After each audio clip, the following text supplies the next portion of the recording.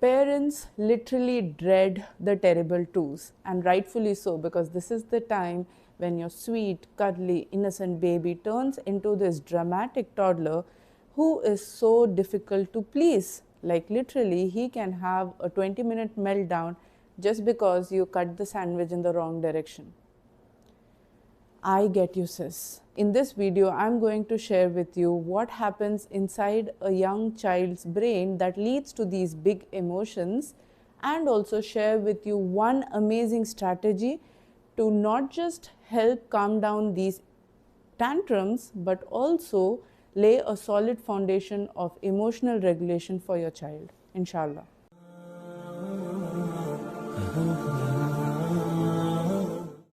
This can be so hard to believe, but did you know that a 2-year-old is the most genius being on this earth? And I say that because based on the amount of brain activity, the number of neuron connections happening in their brains at the age of 2, and their capacity to learn new things, a 2-year-old is literally like a sponge. You can just think of all the things they are absorbing and learning at this age of 2. Just over a few months, you might have seen how much of development happens in a 2-year-old, like with respect to their language, with respect to their skills, their fine motor skills, their gross motor skills, their communication, social development, everything. So a 2-year-old's brain is developing at a never before rate and a never after rate, and that is why with all that brain development and activity happening, also happens the development of emotions that are bigger than the child himself, and hence the child lacks the language to express those emotions and the capacity to hold and process those emotions. Hence why they have those big meltdowns that they don't know how to handle. And amidst all of this, I know how in our Asian cultures, people just say, oh, just ignore him, wo apne aap sambhal jayega, don't make it a big deal, warna aur karega, aur nakhre karega, all of this. And whatever you do, just ignore all those comments, because your child at this time is not capable of self-regulation. Yes, if you ignore those tantrums, maybe they'll cry for a while and then just keep quiet, but that is not regulation, that is just emotional suppression. Instead, what your child needs from you at this stage is co-regulation. He or she needs you to become a calm and yet strong force who can hold a container for their bigger emotions and show them that their emotions are acknowledged and validated. There are multiple ways to handle the toddler tantrums and meltdowns, but the underlying principle will always be that name the emotion to tame the emotion. When you name the emotion by actually naming what they feel and acknowledging what they feel validated. So a simple statement like, I can see you're sad because he took away your toy, or I can see you're angry because your sibling is not giving you that toy, or whatever it is, will just help them feel validated and know that it's okay to feel whatever I'm feeling. And mommy understands.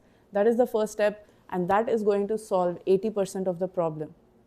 The next steps will obviously depend on the strategy that you're using in that moment. But in this video, I'm going to share with you one strategy which is going to be super effective in just diffusing those toddler tantrums within minutes, inshallah.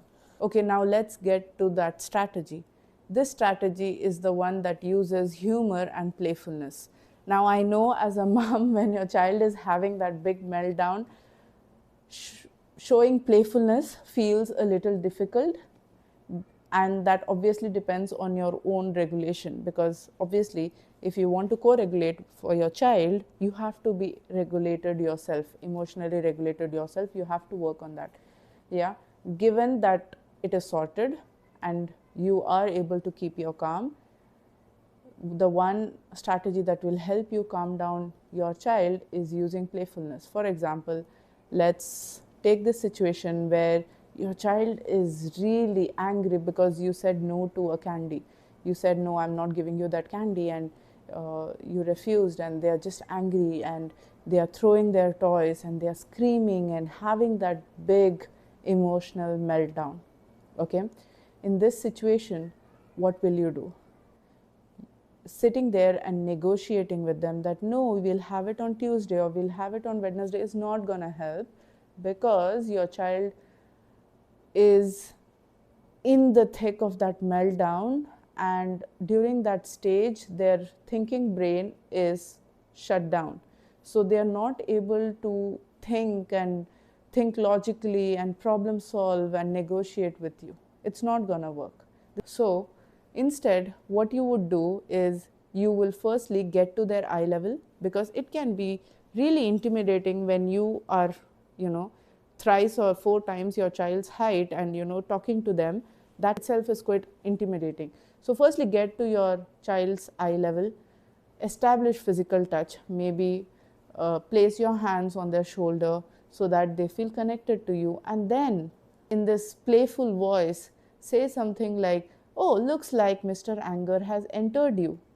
So here what you're doing is you're naming the emotion, number one, or maybe Mr. Frustration, or Mr. Whatever emotion they're feeling in that moment.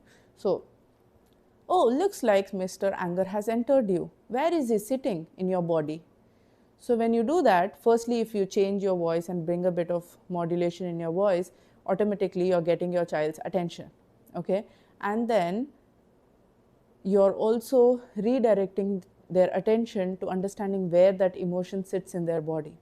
Now, when you do this for the first time for your child, they might be a bit clueless and they might take their time to think.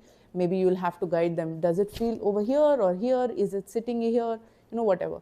But with time, trust me, even a 2.5-year-old gets this, because every emotion is paired with a physiological response in the body. Even for us, when you're stressed or nervous, you would see that you're either sweating, or your heart is beating way too fast, or or you're palpitating, or whatever. Every emotion has a physiological response in the body, and the same for children also. So when they're feeling angry, they'll definitely feel certain physical response in their body. So when you are asking them, where is Mr. Anger sitting in your body, they will likely start pointing to the location where they are feeling that emotion in their body. So they might be like, here, it's here, let's say. So you will be like, oh, Mr. Anger is sitting here.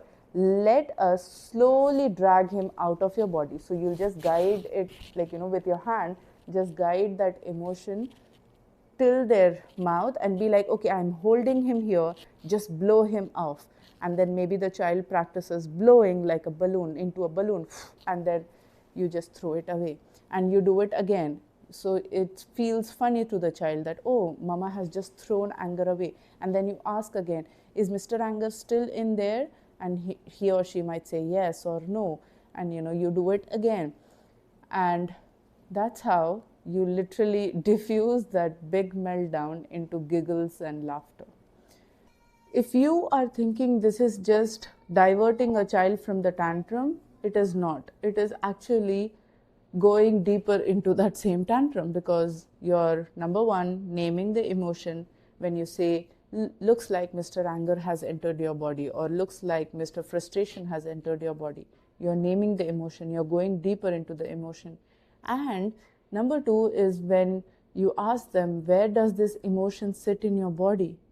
You are bringing their awareness, getting them to be in tune with their body and understanding that whatever they are feeling is paired with a sensation in their body. All of which is the first step to emotional intelligence.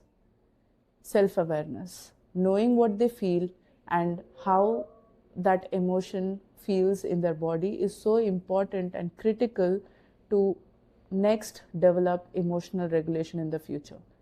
So this technique works excellently for young children, 2-3-year-olds, because it really helps them focus on the emotion instead of the reason or the trigger that caused the emotion. So it leads them to emotional regulation much faster than otherwise, inshallah. It goes without saying that you don't keep employing the same strategy again and again with your child, because obviously then your child is going to get bored. So you have to be smart and wise and employ multiple different strategies when dealing with your children's tantrums. And of course, as children grow older, there are other ways and techniques to handle their big emotions, inshallah. I hope you learned something beneficial from this video, and if you did, let me know in the comments if this technique worked out with your child, inshallah. And I'm looking forward to hearing from you all, and I'll see you again in my next video, inshallah. Assalamu alaikum wa rahmatullahi wa barakatuh.